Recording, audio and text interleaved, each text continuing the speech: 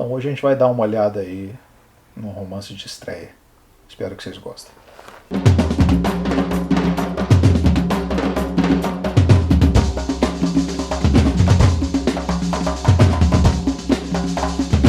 Livro de hoje, Ao Pó, Morgana Kritzman, publicado pela Patois. Esse é o primeiro livro da Morgana. Já conheço ela já tem algum tempo. Quando soube que ela ia lançar o livro, fiquei bem feliz e tal, e resolvi pegar e trazer ele para ler aqui para vocês. Esse é um livro curto, ele tem 160 páginas, e é uma leitura muito rápida, muito fluida, assim, né? Acho que é sempre muito bom quando a gente se depara com uma literatura altamente devorável, assim, né? Que você pega, lê e rápido, e nem por isso o livro é um livro bobo, é um livro frívolo, né? Esse é um livro bem poderoso, na verdade. Vamos lá. Ao Pó é um romance que tem como mote central uma história de abuso sexual na infância. A protagonista que narra a maior parte do livro, que é a Sofia, ela começa na cidade natal dela, que é Tenente Portela, no interior do Rio Grande do Sul, presenciando numa festa o tio dela andando de mãos dadas com a irmãzinha menor dela. Isso aí, ela já tem um pouco mais de uns 15 anos e tal, e ela já saca que o tio está abusando da irmã, porque ela também já foi abusada pelo tio, né? Então a gente já tem uma narrativa anterior a essa narrativa aqui, que não é contada pra gente, mas que já fica entendido que o trauma que ela está presenciando na irmã é o trauma dela, né? É uma maneira dela espelhar esse acontecimento fundador aí da narrativa, numa perpetuação aí, né, para outras gerações da família. Nenhuma delas conta nada para ninguém, por uma série de questões que, se vocês já sabem alguma coisa sobre a psicologia do abuso sexual e da violência, vocês sabem que não é uma coisa incomum, né?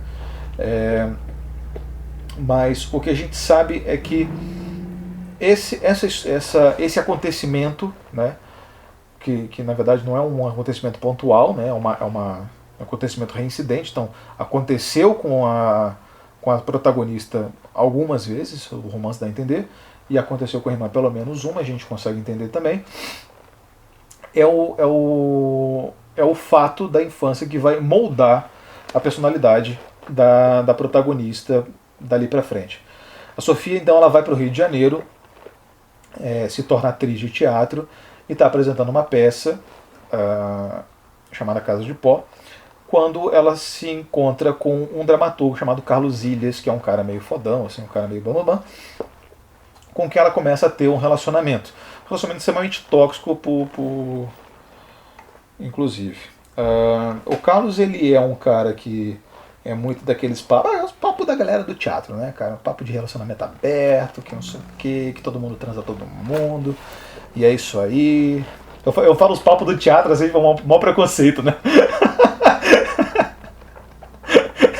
Eu não sei quem que falou, tinha um amigo meu que falou assim, cara, essa galera faz teatro, isso aqui é um motivo pra fazer umas putarias e pegar todo mundo e tal.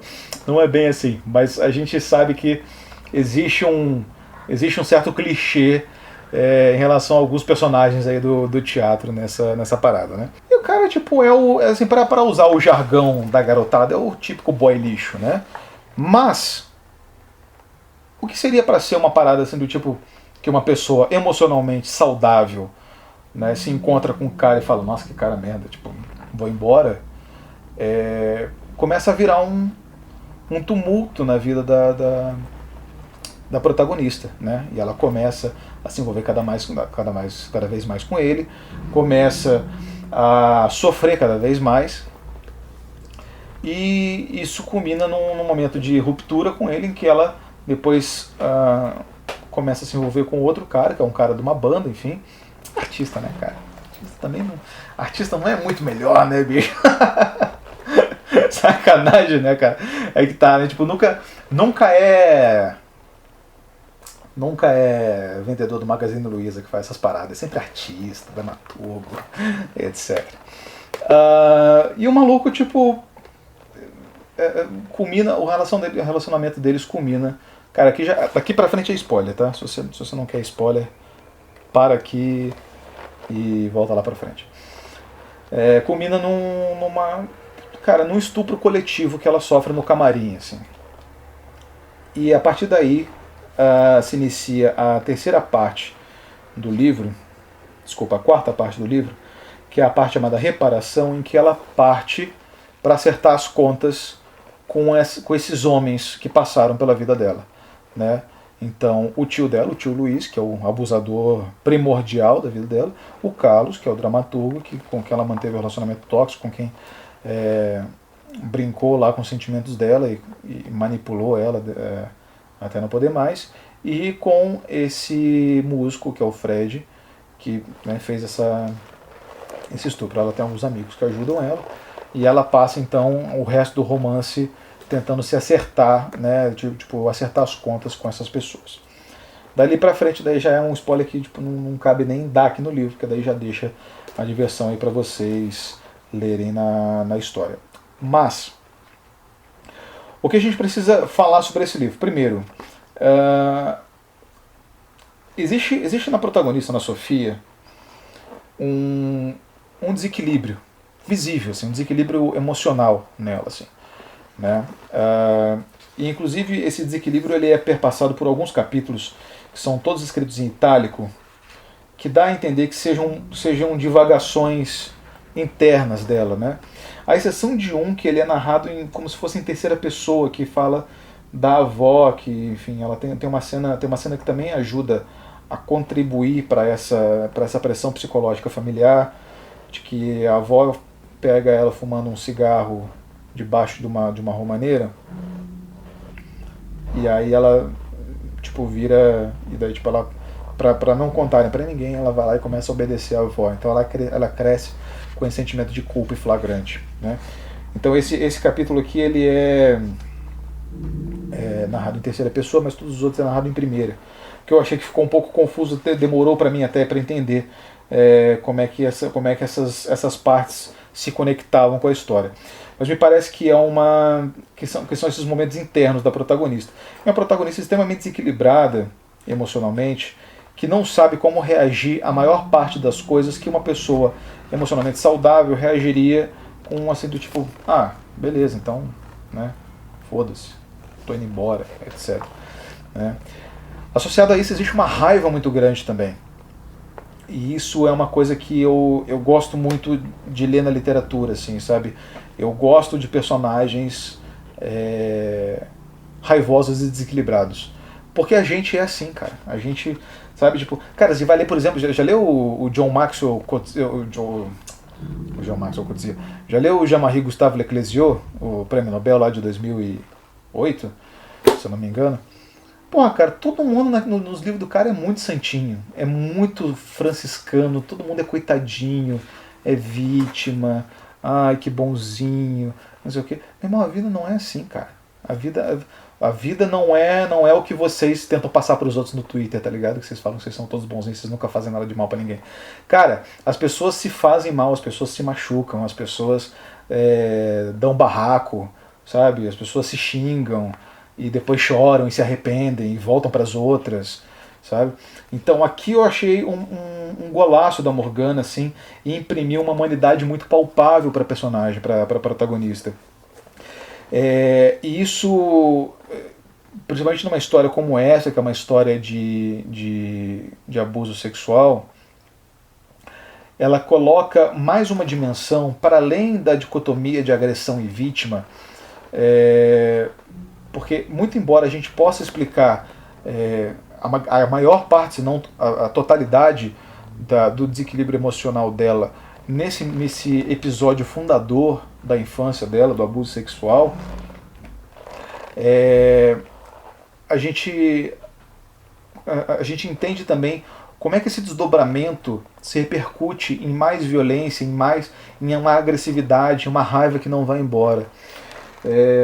Isso é muito libertador, sabe? A gente tem que entender mais assim essa escuridão do oprimido, sabe? Essa questão da raiva, né? Enfim, tudo isso é muito importante para que a gente consiga colocar mais dimensões numa relação como essa, né? Como um episódio traumático como esse. Segundo, essas relações que a protagonista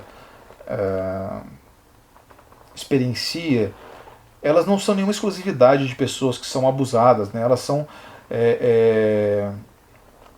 típicas de uma sociedade cada vez mais carente, cada vez mais apegada a processos que não são saudáveis, né?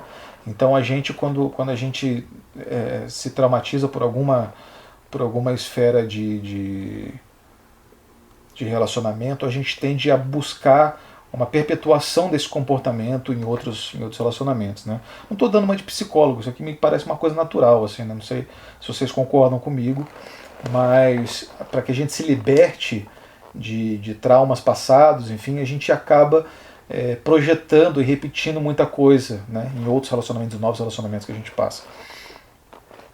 E essas pessoas, né, inclusive os abusadores, eles também têm suas histórias, né? Não, eles são contados muito... do Carlos é um pouco contado assim, a gente tem um pouco mais o vislumbre do interior dele. Do Fred a gente não sabe quase nada ou muito pouca coisa, mas o encontro dela no final do livro meio que dá a entender. Mas a gente consegue ver uma certa cadeia de causalidade entre esses comportamentos tóxicos e violentos e também traumas fundadores, cada um à sua maneira, né? Então, basicamente, cara, o mundo é essa maluquice aí que tá todo mundo se traumatizando uns aos outros aí num looping eterno, né? Que é mais ou menos isso que a gente faz enquanto ser humano, né? Por isso que as pessoas falam aí para ir para terapia, essas paradas assim, para ver se a gente consegue romper um pouco esse ciclo. No geral, achei esse livro, assim, como eu disse, muito fácil de ler, muito gostoso.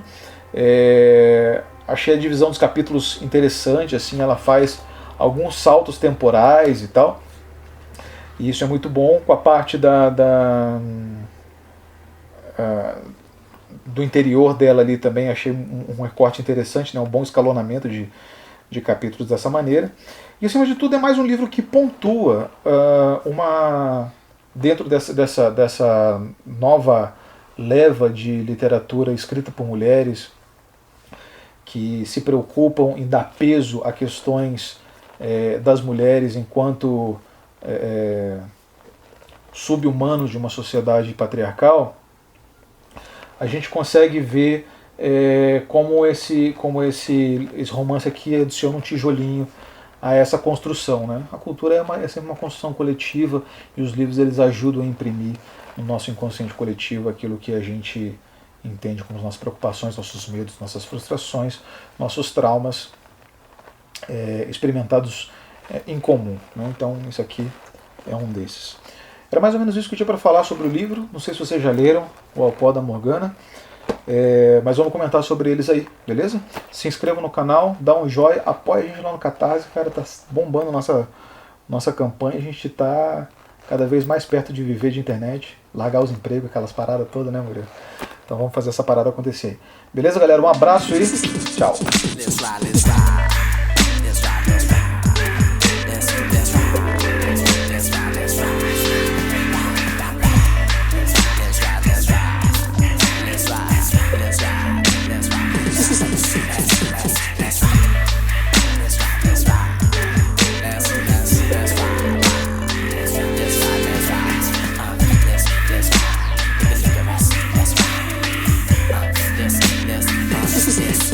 Represent M-I-A-M-I. Drive like a semi. Am I just another brother like a lover like am I? Think not, blink not, to drink. I don't need your drunken recipes for liquor in your case file.